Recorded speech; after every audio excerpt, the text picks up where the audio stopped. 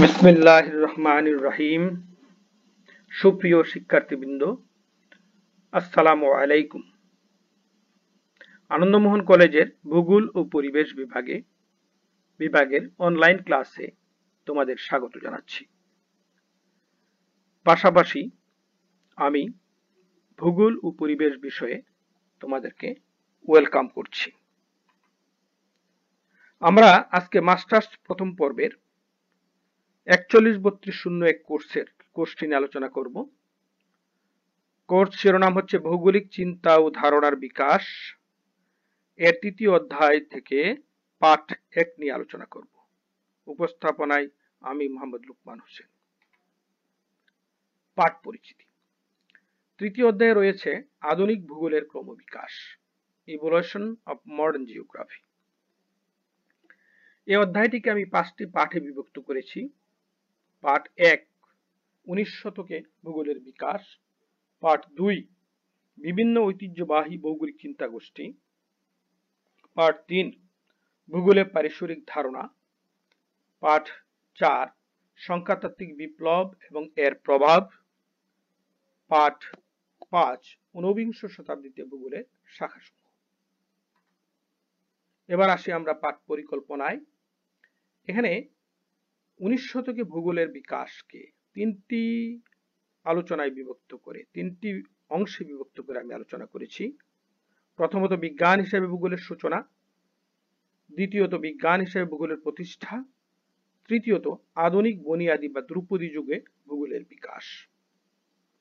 এবং এই আলোচনা শেষে তোমরা যা শিখতে পারবে সেটি হচ্ছে পৃথক বিজ্ঞান হিসেবে ভূগোলের যাত্রা আরম্ভের সময়ে পণ্ডিতদের অবদান সম্পর্কে জানতে পারবে, আধুনিক ভূগোলের প্রতিষ্ঠাতা এবং তাদের অবদান সম্পর্কে জানতে পারবে, বুনিয়াদি যুগের বা ধ্রুপদী যুগে ভূগোলবিদদের অবদান মূল্যায়ন করতে পারবে এবং ধ্রুপদী যুগে ভূগোলের বৈশিষ্ট্য সম্পর্কে জানতে পারবে।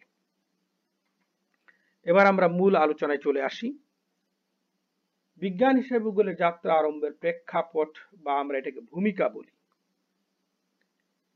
বিজ্ঞান হিসেবে ভূগোলের যাত্রা আরম্ভের পেছনে যেই ঘটনা ও বিষয়গুলো গুরুত্বপূর্ণ ভূমিকা রেখেছে এর মধ্যে প্রথমটি হচ্ছে 1400 থেকে 16 খ্রিস্টাব্দের মধ্যে রেনেসাঁ এবং এর প্রভাবে বিভিন্ন সূত্র বৈজ্ঞানিক যন্ত্রপাতি উদ্ভাবিত হয়েছিল এবং প্রযুক্তির বিকাশ ঘটেছিল। পাশাপাশি 1450 থেকে 1750 সাল খ্রিস্টাব্দের মধ্যে আবিষ্কারের মহাযুগের প্রভাবে পৃথিবীর বিশাল এলাকা সম্পর্কে আমরা জানতে পারি। যেমন 1500 সালের আগে কলম্বাসের আমেরিকা আবিষ্কারের আগে আমরা নতুন পৃথিবীর যে দুটি মহাদেশ উত্তর আমেরিকা দক্ষিণ আমেরিকা সম্পর্কে জানতাম না, সেটা আমরা জানতে পেরেছি। 17 সালের পরবর্তীতে ক্যাপ্টেন জেমস কুক কর্তৃক নিউজিল্যান্ড ও অস্ট্রেলিয়া আবিষ্কার করেছিল, সেটি সম্পর্কে আমরা জানতে পেরেছি। অর্থাৎ 3টি মহাদেশ সম্পর্কে আমরা পরবর্তীতে জানতে পারি।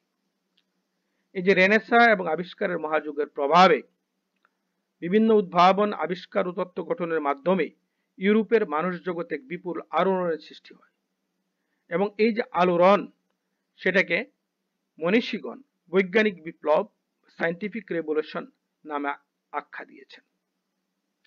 এবং এর পেছনে ছিল রেনেসাঁ পূর্ব যুগের মেধা বিপ্লব, দ্য গ্রেট ইন্টেলেকচুয়াল রেভলিউশন। এবং সবগুলো সম্মিলিত প্রভাবে যে জ্ঞানগুলোর সৃষ্টি হয়েছিল, বিভিন্ন শাখায় যে জ্ঞানের সৃষ্টি হয়েছিল সেই জ্ঞানগুলো বিশেষায়ন শুরু হয়। এগুলো প্রাকৃতিক বিজ্ঞান, জীববিজ্ঞান এবং সমাজ বিজ্ঞান এই 3টি গুচ্ছে একত্রিত হয় বা অন্তর্ভুক্তি হয়। ঠিক 3টি শাখার মধ্যে প্রাকৃতিক বিজ্ঞান নামে যে অংশটি রয়েছিল তা থেকেই ভূগোলের যাত্রা শুরু হয়। এখন আমরা এর আগেও আমরা দেখেছি সায়েন্টিফিক রিভলিউশনের কারণ কি ছিল। এখানে আমরা সংক্ষেপে দেখব যে এখানে প্রথমেই বলা হয়েছে যে মুদ্রণ যন্ত্র আবিষ্কারের কারণে জ্ঞান ছড়িয়ে পড়ে চারিদিকে এবং সকলেই চিন্তা করার সুযোগ পায়। এইজ অফ এক্সপ্লোরেশন বা আমরা যেটাকে বলছি যে মহা আবিষ্কারের যুগ। তারপর হচ্ছে translation of the works of Muslim scholar, অর্থাৎ মুসলিম মনীষীদের যে জ্ঞান বিজ্ঞানের যে অগ্রগতি ছিল সেগুলোকে ইউরোপীয়রা ল্যাটিন ও গ্রিক ভাষায় অনুবাদ করে, ইংরেজিতে অনুবাদ করে ফলে তারা এগিয়ে গিয়েছিল। প্রধান প্রধান ইনভেনশন ছিল আমাদের ভূগোলের ক্ষেত্রে টেলিস্কোপ 1608 সালে, ব্যারোমিটার 1600 সালে, থার্মোমিটার 1611 সালে। এবং তখন রেনেসাঁ যুগের যে বিজ্ঞানীরা ভূগোলের ক্ষেত্রে বিশাল বড় অবদান রেখেছেন তাদের মধ্যে Copernicus, Galileo Galilei, sir Isaac Newton, Johannes Kepler তারা অন্যতম। টলেমি এবং স্ট্র্যাবো যে বলেছিল যে ভূকেন্দ্রিক বিশ্ব, জিওসেন্ট্রিক ইউনিভার্স, তার পরিবর্তে তিনি বলেন হেলিওসেন্ট্রিক ইউনিভার্সের কথা, অর্থাৎ ঠিক তার উল্টোটি কোপার্নিকাস। এবং কোপার্নিকাসকে সমর্থন করেছিলেন গ্যালিলিও, এবং এই জন্য দুজনকেই কিন্তু জেল খাটতে হয়েছিল। পরবর্তীতে জোহান্স কেপলার, আমরা এখানে আসি, জোহান্স কেপলার কোপার্নিকাসের যে তত্ত্ব আছে সেটিকে এগিয়ে নিয়ে যায়, এবং তিনি স্যার আইজাক নিউটনকে বলেছিলেন পৃথিবী এবং জ্যোতির্বিজ্ঞান সম্পর্কিত কোনো গবেষণার জন্য। এবং স্যার আইজাক নিউটন গবেষণা করে মধ্যাকর্ষণ বা মহাকর্ষ সূত্রটি আবিষ্কার করেন, এবং এটিকে ব্যবহার করে জোহান্স কেপলার আবিষ্কার করেন যে পৃথিবী বৃত্তাকার পথে নয় উপবৃত্তাকার পথে ঘুরছে, যা ছিল টলেমির দৃষ্টান্তের ঠিক বিপরীত। এবং এই যে সম্মিলিত প্রভাব সবগুলোর সম্মিলিত প্রভাবেই প্রাকৃতিক বিজ্ঞানের অংশ হিসাবে পৃথক বিজ্ঞান হিসাবে ভূগোলের সূচনা হয়।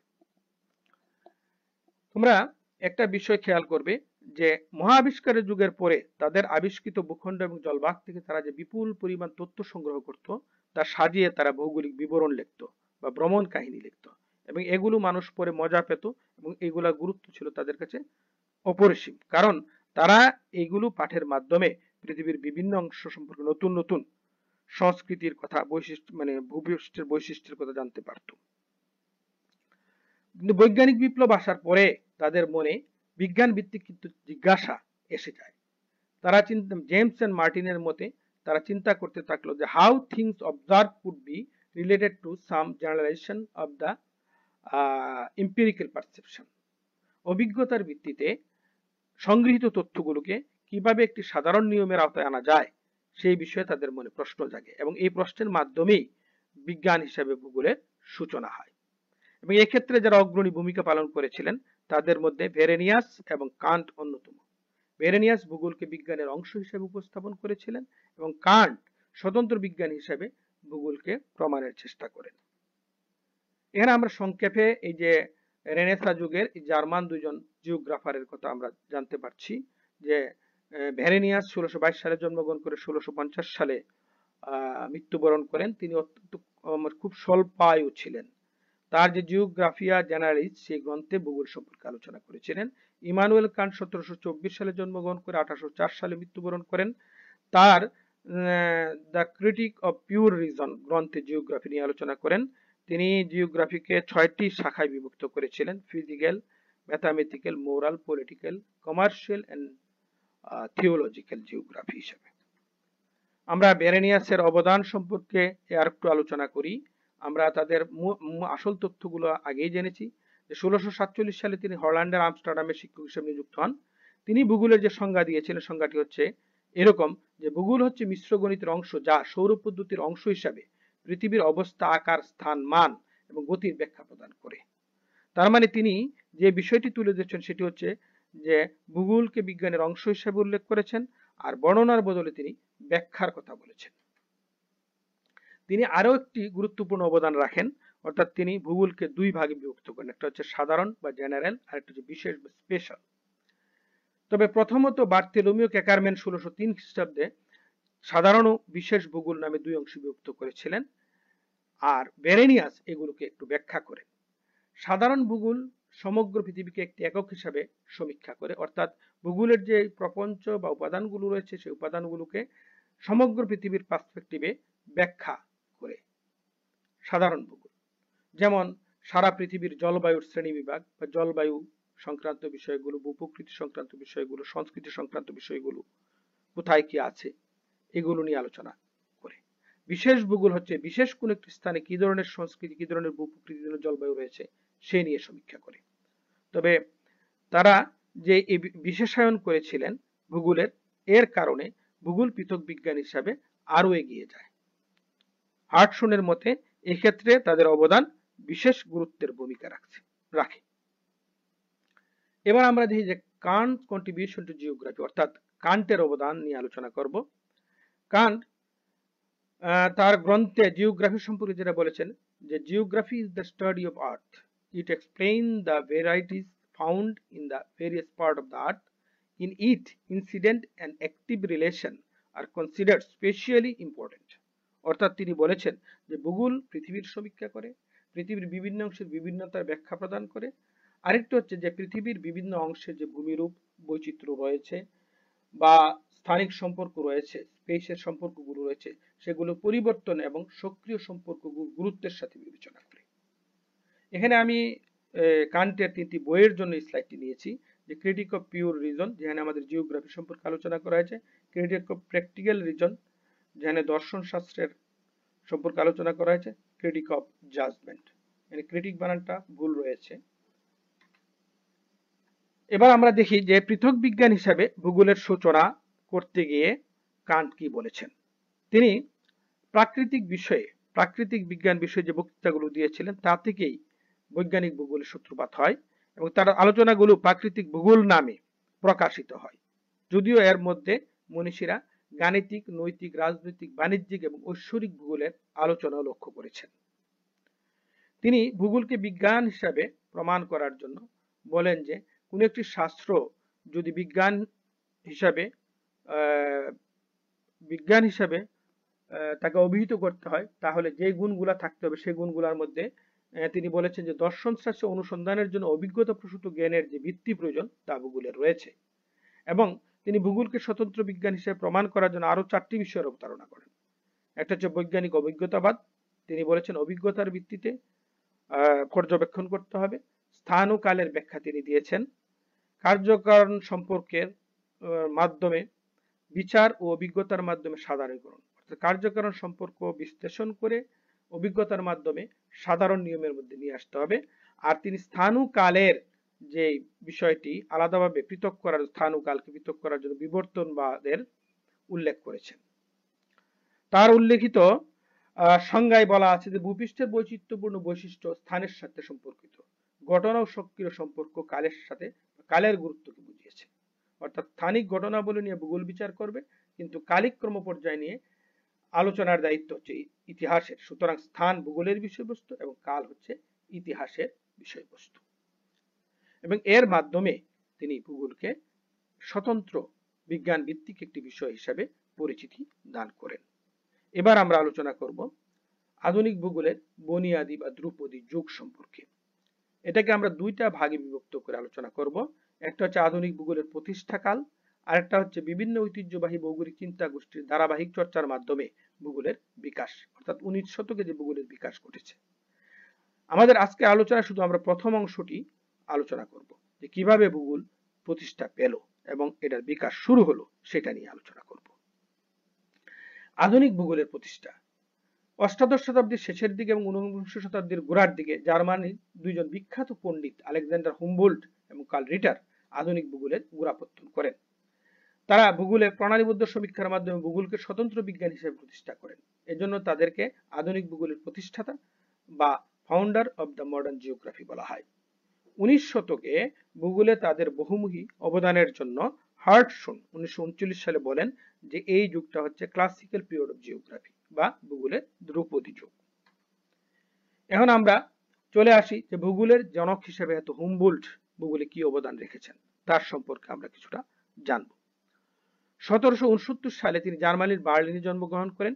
গোটিনজেন বিশ্ববিদ্যালয় থেকে একাধিক বিষয়ে মাস্টার ডিগ্রি অর্জন করেন। 1792 সালে তিনি খননবিদ হিসাবে চাকরিতে যোগদান করেন।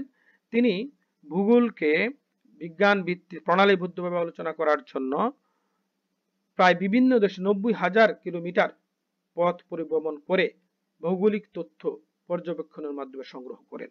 তিনি এই পর্যবেক্ষণে বিভিন্ন বৈজ্ঞানিক যন্ত্রপাতিও ব্যবহার করেছিলেন।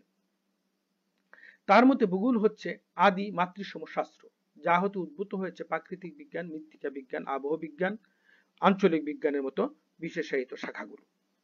অর্থাৎ geography is an original mother discipline from which other specialized disciplines have emerged.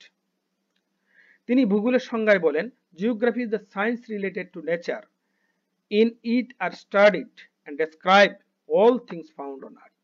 অর্থাৎ পৃথিবীর উপরিভাগে যা পাওয়া যায় তার বর্ণনা এবং সমীক্ষার বিজ্ঞান ভিত্তিক আলোচনাই হচ্ছে ভূগোল। তিনি আরো বলেন, ভূগোল হলো প্রাণময় ভূবিশ্বের ছন্দময় সামগ্রিক ঐক্যকে বোঝার উপায়, the means of comprehending the harmonious unity of the cosmos as a living whole। অর্থাৎ সমগ্র পৃথিবীকে একটি ইউনিট হিসেবে ধরে এর যে প্রপঞ্চগুলো আছে সেগুলোকে সমীক্ষা করতে হবে। তিনি ভূগোল সমীক্ষা আরোহী পদ্ধতি, অভিজ্ঞতা বুদ্ধিগত বিচার পদ্ধতি, পর্যবেক্ষণ তুলনামূলক পদ্ধতি, আন্তঃসম্পর্ক বিশ্লেষণ পদ্ধতি ব্যবহার করেছিলেন। ভৌগোলিক গবেষণায় উল্লিখিত পদ্ধতিগুলো ব্যবহারের মাধ্যমে তিনি ভূগোলকে কলা থেকে বিজ্ঞানে রূপান্তরিত করেন। এই জন্য তাকে আধুনিক ভূগোলের জনক বলা হয়। তিনি তার যে গবেষণা প্রশ্ন ছিল সেগুলো ছিল কি, কেন, কোথায় এবং কিভাবে কোনো ঘটনা সংঘটিত হচ্ছে। তিনি কসমোগ্রাফিকে দুভাগে বিভক্ত করেছিলেন, অর্নোগ্রাফি এবং জিওগ্রাফি। অর্নোগ্রাফিতে জ্যোতির্বিজ্ঞান এবং জিওগ্রাফিতে ভূগোল নিয়ে আলোচনা করেছিলেন। জিওগ্রাফিকে আবার তিনি প্রাকৃতিক বিজ্ঞান, জলবায়ু বিজ্ঞান, সমুদ্র বিজ্ঞান, উদ্ভিদ বিজ্ঞান প্রভৃতি শাখায় বিভক্ত করেছিলেন। তিনি প্রথম ক্লাইমেটোলজি শব্দটি ব্যবহার করেন এবং আইসোথান ব্যবহার করে মানচিত্র তৈরি করেন। তার 40টি গ্রন্থের মধ্যে 5 খণ্ডে রচিত কসমস গ্রন্থটি একটি বিখ্যাত গ্রন্থ। এবার আমরা আসি ভূগোলের আরেক দিকপাল, ধ্রুপদী যুগের আরেক দিকপাল কার্ল রিটারের অবদান সম্পর্কে এখন আমরা আলোচনা করব। 1779 সালে জার্মান কুইনিনবার্গে তিনি জন্মগ্রহণ করেন। হেলে এবং ফ্রাঙ্কফুর্ট ইউনিভার্সিটি থেকে ইতিহাস ও ভূগোল বিষয়ে স্নাতকোত্তর ডিগ্রি অর্জন করেন। 1819 সালে ফ্রাঙ্কফুর্ট বিশ্ববিদ্যালয়ে ইতিহাসের অধ্যাপক হিসেবে নিযুক্ত হন। 1820 সালে নবগঠিত বার্লিন বিশ্ববিদ্যালয়ে ভূগোল বিভাগ খোলা হলে ভূগোলের অধ্যাপক হিসেবে সেখানে নিযুক্ত হন এবং তিনি মৃত্যুর আগ পর্যন্ত ওই পদে আসীন ছিলেন। তিনি যে ভূগোলের সংজ্ঞা দিয়েছেন তা হলো, ভূগোল হলো বিজ্ঞানের সেই শাখা যা পৃথিবীর সমস্ত অবয়ব, প্রপঞ্চ ও সম্পর্ক সহ পৃথক এক হিসেবে বিচার করে মানুষ ও তার স্রষ্টার সাথে সার্বিক ঐক্যের যোগসূত্র তুলে ধরে। অর্থাৎ প্রথমত পৃথিবীর সমস্ত বৈশিষ্ট্যগুলো, প্রপঞ্চগুলো এবং সংস্কৃতি এবং মানুষের মধ্যে সম্পর্ক রয়েছে সেই সম্পর্কগুলোকে আলাদাভাবে বিশ্লেষণ করে এবং এগুলোকে একত্রিত করে সামগ্রিকভাবে একটি যোগসূত্রের মাধ্যমে সাধারণ নিয়মে পরিণত করে। এখানে তার সংজ্ঞাটি ইংরেজিতে দেওয়া হয়েছে, geography is the department of science that deals with the globe in all it's feature, phenomena, relation as an independent unit and shows the connection of this unified whole with man and with man's creator। অর্থাৎ মানুষ এবং মানুষের স্রষ্টার মধ্যে একটা যোগসূত্র তৈরি করে। তিনি তার গবেষণাগুলোকে পর্যবেক্ষণ ও অভিজ্ঞতার মাধ্যমে ভৌগোলিক জ্ঞান আহরণ সম্ভব এবং এই জ্ঞানকে একত্রিত করে সত্যের অনুসন্ধান করাই হচ্ছে ভূগোল চর্চার সঠিক পদ্ধতি বা ভূগোল সমীক্ষার সঠিক পদ্ধতি বলে তিনি উল্লেখ করেন। তিনি কার্যকারণ সম্পর্ক নির্ণয়ের ক্ষেত্রে তুলনামূলক পদ্ধতি ব্যবহার করেছেন। তার গবেষণায় বিশ্লেষণ, সংশ্লেষণ এবং সাধারণীকরণের মতো পদ্ধতিগুলো ব্যবহার করেছেন। এবার আমরা দেখব যে কার্ল রিটারের আর কি কি অবদান রয়েছে। তিনি তার যে গবেষণা ছিল তার মূল উদ্দেশ্য ছিল মানুষের জীবন ধারণ পন্থা ও কর্মপদ্ধতির উপর প্রাকৃতিক পরিবেশের প্রভাব সমীক্ষা করা এবং তিনি বলেছেন যে ভৌগোলিক বিভিন্নতা থেকেই জন্ম নেয় ঐতিহাসিক বিভিন্নতা। অর্থাৎ পৃথিবীর বিভিন্ন জায়গায় ভিন্ন ভিন্ন ধরনের প্রাকৃতিক পরিবেশ রয়েছে এবং সেই প্রাকৃতিক পরিবেশে ভিন্ন ভিন্ন ধরনের জীবনযাত্রা, সংস্কৃতি গড়ে উঠবে এবং এ থেকেই তো ইতিহাস রচিত হয়। এই জন্য বলেছেন ভৌগোলিক বিভিন্নতা থেকেই ঐতিহাসিক বিভিন্নতা আসে। তার যে এই দৃষ্টিভঙ্গি, এ থেকে পারিপার্শ্বিক নিয়ন্ত্রণবাদের উদ্ভব হয় বা সূচনা হয়। তিনি পারিপার্শ্বিক নিয়ন্ত্রণবাদের সূচনা করেছিলেন, যেটাকে আমরা বলি যে এনভায়রনমেন্টাল ডিটারমিনিজম।